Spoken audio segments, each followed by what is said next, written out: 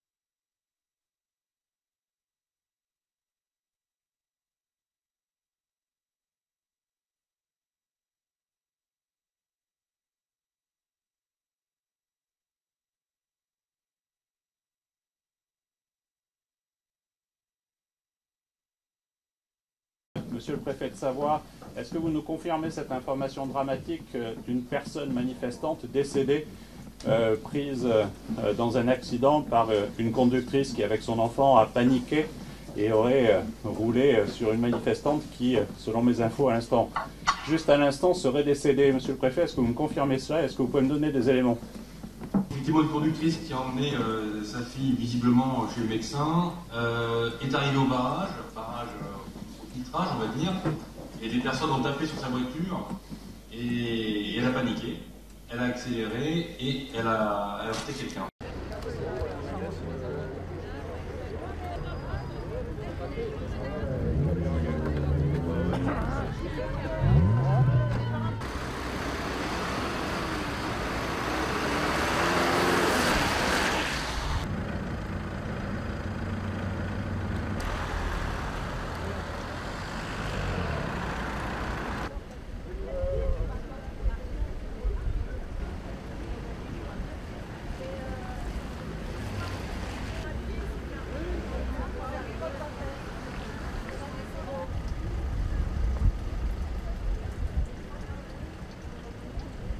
Blocage, les gilets jaunes se dirigent donc vers la porte de Bercy. Image là extrêmement violente de l'accident qui s'est produit à Grasse et dans lequel un policier a été blessé.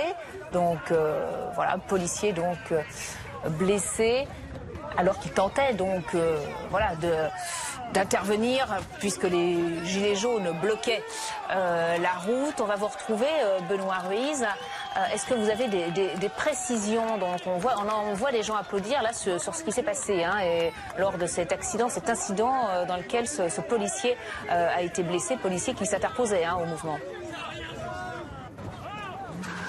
Oui, alors ça s'est passé dans le quartier de Saint-Jacques à Grasse. À Grasse, il y avait des rassemblements très tôt pour notamment bloquer les ronds-points, seuls accès à la ville de Grasse. Et c'est lors d'un de ces blocages qu'un automobiliste a voulu forcer ce barrage. Il a contourné les palettes et ensuite il s'est retrouvé face à un policier. Et ce policier a été renversé. Il s'est retrouvé sur le capot de la voiture de l'automobiliste. Tout de suite, les collègues de ce policier sont intervenus et ont interpellé donc cet homme qui a voulu forcer ce barrage tôt ce matin à Grasse. C'est le premier incident. Heureusement, le policier n'est que très légèrement blessé, nous confirme la préfecture des Alpes-Maritimes. Alors plus calme ici à Nice, ce rassemblement à pied avec pas loin de 2000 manifestants qui sont en train de faire le tour du centre-ville. Mais il y a aussi des voitures, une opération escargot. C'est beaucoup plus calme, l'ambiance est détendue.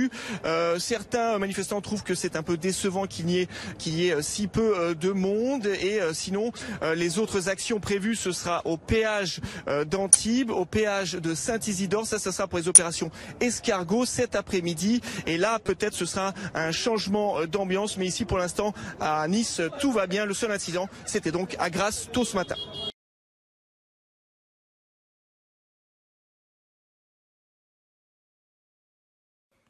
Bonjour à tous, alors je viens faire une petite vidéo coup de gueule. J'ai deux petits mots à dire à Monsieur Macron et son gouvernement. Quand est-ce que ça va se terminer la traque aux conducteurs que vous avez mis en place depuis que vous êtes là? Parce que là, on atteint des sommets. J'ai fait une petite liste de ce qu'on subit depuis que vous êtes là, mais on en a plein les bottes, c'est clair? Les nouveaux contrôles techniques. La moitié des voitures ne passent plus. Vous vous en foutez, vous roulez avec un parc qu'on vous offre et qu'on vous paye. La hausse du prix du carburant, 1,50 €, mais tout le monde s'en fout, personne ne dit rien. Pourquoi on dit rien? Parce qu'on n'a pas les moyens d'être dans la rue, parce qu'il faut qu'on paye les impôts que vous nous avez gentiment envoyés là pour la fin de l'année. Donc, ça va durer jusqu'à quand ça? Ensuite, la chasse aux véhicules diesel. On continue, parce que comme vous nous avez tous fait acheter des véhicules diesel, parce que soi-disant c'était moins polluant à une époque, c'était pas vous, mais on s'en fout, c'est vous notre interlocuteur aujourd'hui. Donc, maintenant, tous nos véhicules diesel vous dérangent, alors il faut les changer. C'est pas pour ça, moi, que j'ai du pognon pour changer ma voiture. Alors vos petites primettes de rien du tout, ça va pas suffire à changer tout un parc automobile français. Ensuite, l'augmentation du nombre des radars. Là, maintenant, c'est... il y en a partout. Il y a une forêt de radars en France. Mais qu'est-ce que vous faites du pognon? C'est ça, c'est la question que tout le monde se pose. À Paris, ils sont passés de 12 000 à 87 000 PV en un an. Mais qu'est-ce que vous faites du pognon? À part changer la vaisselle de l'Élysée ou vous faire construire des piscines? On se demande, si c'est à ça que ça sert le pognon, alors autant qu'on change. C'est pas la peine que vous restiez pour faire des conneries comme ça. Ensuite, les voitures privées banalisées, là, c'est pareil. Mais enfin, mais on va où? On est traqué, on monte dans notre voiture, de toute façon, on est considéré comme quelqu'un qui va potentiellement payer. En faisant le plein, en payant des PV, parce que maintenant on dépasse de 1, on a un PV, mais vous les avez pas forcément, vous conduisez avec un parc qu'on vous offre. Il n'y a pas de problème, vous ne payez pas de PV. Ensuite, alors aujourd'hui, c'est les péages à l'entrée des grandes villes. Non mais, vous croyez où là? Vous croyez que les Français ont encore les moyens de payer des péages à l'entrée des grandes villes? Mais qu'est-ce qu'on va faire? On n'ira plus dans les grandes villes. Désertification du centre-ville. Voilà. Et puis, les gens, comme maintenant, on ne va plus non plus dans les grandes surfaces parce qu'ils vendent que de la merde, on commandera tout sur Internet. Voilà. Et comme ça, le bilan carbone sera sans doute un petit peu plus élevé. Mais vous réfléchissez de temps en temps aux conneries que vous faites. Et puis aujourd'hui aussi, on a, je crois, le sommet du sommet, la carte grise sur les vélos. Parce que vous ne savez plus où prendre le pognon, donc on invente la carte grise sur les vélos. Tout ça pour nous faire croire que quand ils seront volés, on les retrouvera plus vite. Mais enfin, on s'en fout de se faire voler un vélo à 200 €. Hein? Quand il vaut plus, il est assuré. Mais c'est parce que vous ne savez pas où prendre le pognon. Mais qu'est-ce que vous faites du pognon des Français? Moi, j'aimerais que Bourdin ou sur CNews, avec tout le respect que je leur dois, ils invitent une fois par semaine, ne serait-ce qu'une fois par semaine, une personne du peuple qui vienne dire exactement ce qu'ils pensent de la politique menée.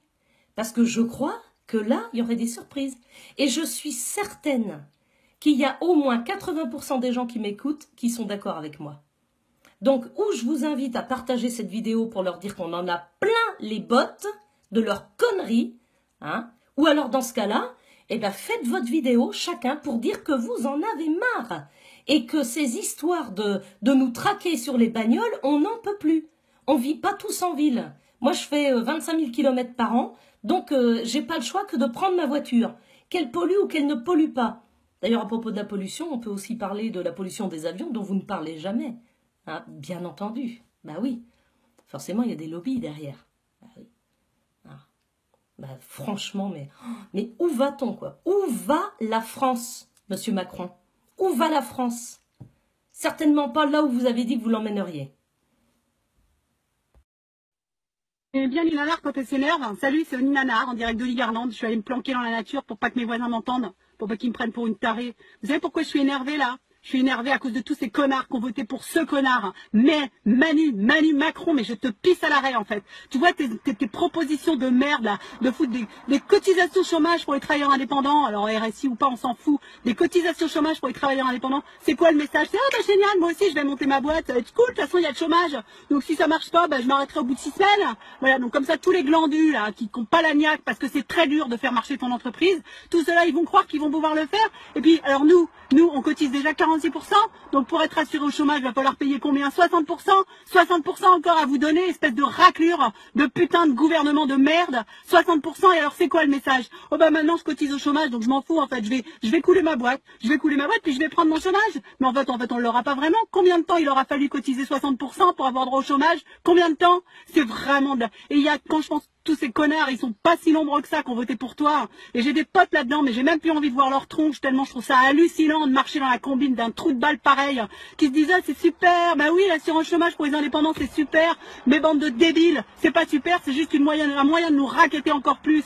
Putain là, vous hein, là je sens bien le buzz, je le sens bien là, tiens le buzz, je le sens bien là, j'ai bien les boules, ça m'énerve en fait. Je te jure, ça donne envie d'aller monter une entreprise en Andorre, en Suisse. Tous ces gros connards là, ils s'en foutent plein à gauche, ils cotisent à rien du tout, ils payent jamais d'impôts nulle part, et ils te raquettent. Alors moi je suis vraiment dans la mauvaise couche. Toi, il y a les assistés de base là qui prennent le RSA, qui touchent des allocs dans tous les sens, qui foutent rien, qui sont déresponsabilisés de tout, qui sont en burn-out, qui sont en arrêt de travail 15 jours, 23, 3 semaines, 10 jours. Bon bref, tous les ans. Et puis il y a tous ces raclures d'en haut là, ceux-là c'est pareil, ceux-là ils nous sucent jusqu'à l'os, et nous au milieu on est comme des cons. Alors nous on taxe la taxe d'habitation, la taxe foncière, les cotisations sociales, les impôts.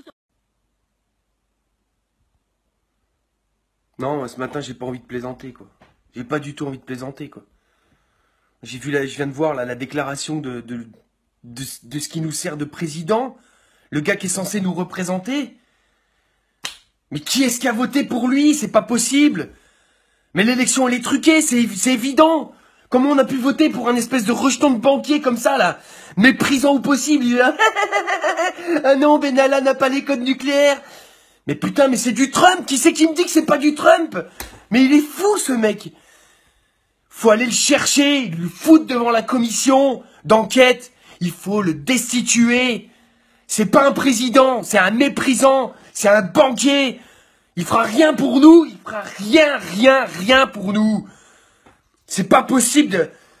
Putain, je suis énervé là, c'est pas possible. Quand est-ce que vous allez comprendre qu'il faut continuer le combat? Il y a qui là? C'est qui? C'est les militants qui sont comme moi, les gens qui sont sur les réseaux. Il y a que nous qui ouvrons les yeux, vous ne trouvez pas que c'est grave? Mais c'est pas possible. Je suis fou là, moi ce matin, je suis fou quoi. Oh Bruce, c'est pas grave, hein, faut pas te prendre la tête. Mais putain, c'est lui qui décide pour nous, qui décide nos vies là aujourd'hui, qui nous impose toutes ces merdes, qui nous fait payer de plus en plus, en nous disant c'est pour vous. Ah, te prends pas la tête, vis ta vie. Mais non, je vis pas ma vie. Y a de quoi être vénère, non? Cet enfoiré, il nous pourrit la vie, quoi. Et en plus de ça, il se fout de notre gueule à avoir couvert un mec, il dit c'est moi le boss. C'est bon, c'est moi le responsable. Eh ben tu dégages, espèce d'enfoiré, va. Sans déconner, non? C'est bon, quoi. Il y a des moments où on plaisante, mais là on plaisante plus, quoi. Faut le foutre devant la commission. La commission, elle dit, vous avez menti. Vous avez couvert quelqu'un qui avait des armes et ainsi de suite et machin. Les preuves, elles sont là. Vous faites mentir tout le monde. Ils sèment la terreur à travers chez les flics. Mais sans déconner, c'est quoi ça? Et c'est avéré, le mec, on va le laisser faire. Il joue quoi, là? Il joue le va-tout? Il joue... Allez, tapis, c'est bon, je suis... Tapis. Pauvre connard, va. En plus, la censure sur les réseaux sociaux et tout. Mais putain, c'est quoi cette société, quoi? Et vous voulez qu'on vive tranquillement, qu'on vive nos vies, qu'on ferme nos gueules, c'est ça? Moi, je parle à tous mes potes, là, à qui j'ai discuté depuis déjà des semaines, là. Bougez-vous le cul, c'est le moment, là. Bougez-vous le cul. Au lieu de fermer les yeux, de faire les autruches, je sais bien qu'on a tous des problèmes, mais là, putain, cet enculé, faut le dégager. Et faut voter pour des gens qui veulent une 6ème république. Vous l'avez compris? Par le peuple et pour le peuple. Bordel, merde. Comment faut le dire, quoi? On se fait niquer la gueule, vous le voyez pas? Quand les conflits d'intérêts, la corruption, les abus de pouvoir, les fraudes fiscales, les évasions fiscales, le favoritisme, les pots de vin, les prête-noms et le racket sont le quotidien que le gouvernement impose au peuple. Devant la lamentable gestion de la France, devant un système financier corrompu, une désinformation récurrente des médias avec un traitement de l'information souvent malhonnête, des taxes, impôts, surtaxes et redevances qui asphyxient le peuple français au profit des lobbyistes et des multinationales. Quand une oligarchie confirmée remplace la démocratie et qu'il devient insupportable que les lois ne concernent que le peuple qui ne jouit pas, lui, du secret d'État, d'immunité et de relations. Quand l'État ne répond plus aux citoyens que par la répression, il est alors devenu une dictature.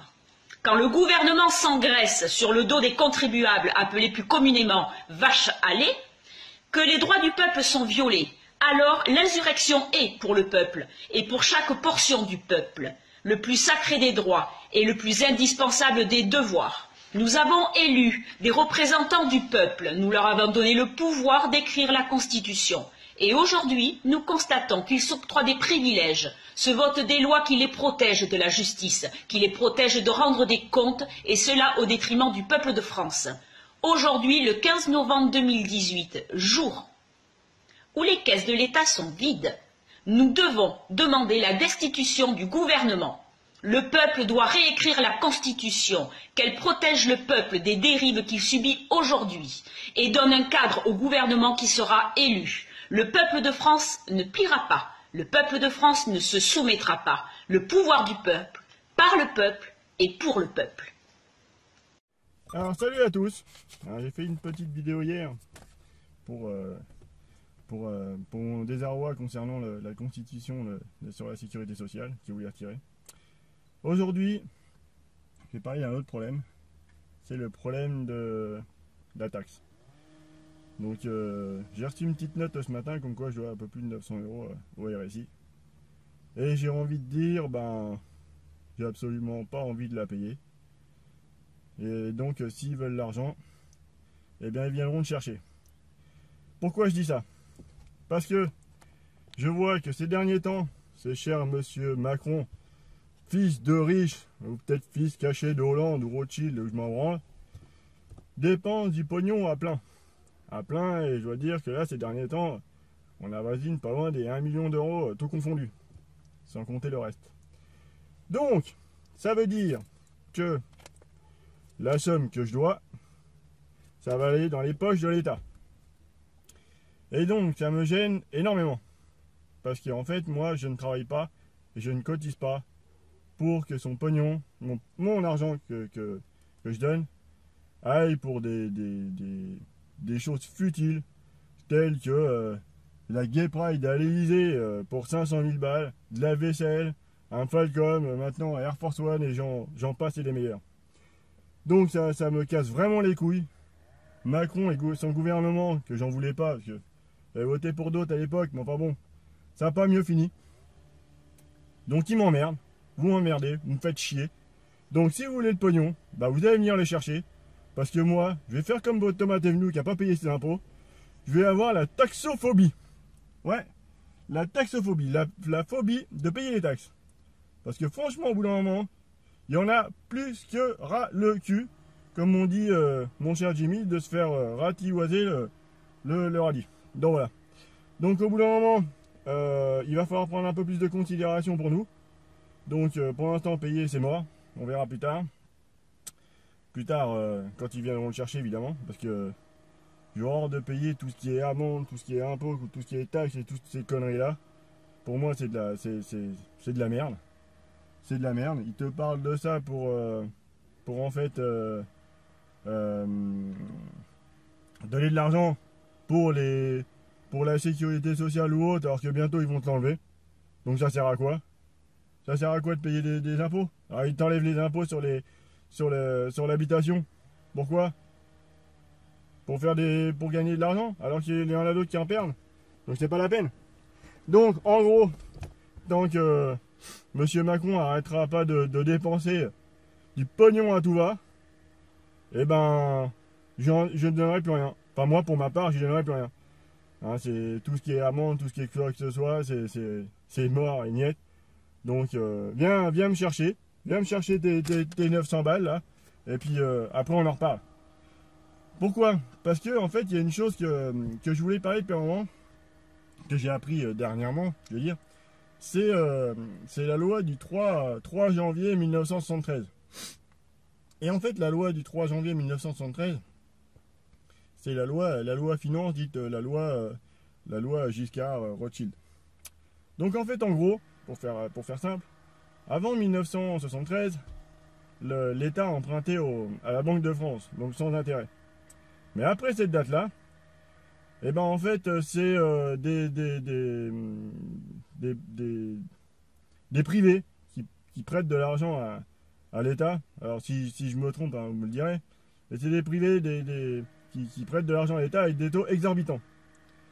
Donc ça veut dire que cette loi est faite pour ne pas rembourser la dette. On est en gros en ce moment à 2500 milliards. On est en gros à 2600 000 euros par seconde. Donc on est quasiment rendu entre 95 et 100% de la dette publique.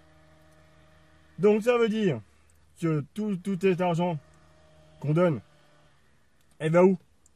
Depuis 40 ans, l'argent qu'on donne, ou les parents ou autres, je m'en rends, va où? Si le trou se creuse depuis 40 ans, les cotisations, les impôts, tout ça qu'on donne, ça va où? Je veux bien qu'il y a des députés, des sénateurs, tout ça qui se prennent, mais ça fait quand même un sacré pactole, hein, quand même. Donc le pognon, il va où? Donc au bout d'un moment, va falloir arrêter de prendre les gens pour des cons, et puis de faire en sorte que ça y aille dans l'autre sens. On peut pas continuer à croire qu'on marche dans un sens, dans le genre, on paye pour avoir des services et une certaine un modèle social, alors qu'en fait le pognon il va je sais pas où. Alors que l'Union, la France emprunte tous les ans pour son budget à l'Union européenne, donc bouffe ce pognon et en demande d'autres. Mais nous, l'argent qu'on donne, parce que ça fait des milliards, eh ben il va où? C'est ça que je voudrais savoir. Il va où? Donc ça voudrait dire que si en fait on serait resté sur le modèle Banque de France, nous aurions quasiment pas de dette aujourd'hui. Nous aurions pas de dette aujourd'hui. Donc tout est fait en fait pour creuser et pour foutre les gens dans la merde. Donc quand on vient de dire aussi, ah bah les 80 km/h c'est pour les hôpitaux. Eh mais Philippe, tu nous prends pour des billes ou quoi? Les hôpitaux, tu les fermes tous. Tous les centres hospitaliers, tu les fermes. Donc arrête de nous prendre pour des cons, encore une fois, pour nous dire, ça va aux hôpitaux. T'es hallucinant comme mec. Hein, c'est encore du racket parce que faut nourrir vos grosses gueules de merde. Sans déconner. Vous faites que ça. Ronger du pognon et manger du pognon. Vous venez de sortir que 7000 € pour vous, c'est le SMIC. Et que vous n'y arrivez pas. Mais venez à notre niveau. Venez à notre niveau. devait être, je sais pas, le SMIC à 1200 balles. Et là, vous allez voir comment vous allez ramer. Putain, c'est quand même affolant. Faudrait peut-être à un moment donné se mettre à notre place. Mais non, non, le siège est trop bon. Hein. C'est ça les élites. Hein. On s'en fout plein la gueule, on s'en bat les couilles du reste. Donc au bout d'un moment, eh ben, si vous voulez pas prendre notre place, eh ben, faites en sorte que nos conditions s'améliorent. Que ce soit modèle social ou économique. Parce que c'est plus possible. Et là, vous allez la voir, la révolution. Mais sans déconner, vous allez la voir. Parce que ça peut plus durer éternellement. Donc, soit vous changez, ou soit on vous vire. Parce que vous rigolez là de là-haut, à 40 Pékin, ils vont rien nous faire, les forces de l'ordre et tout. Tiens, les forces de l'ordre, tu vois celui-là, j'en ai absolument rien à foutre, tu vois.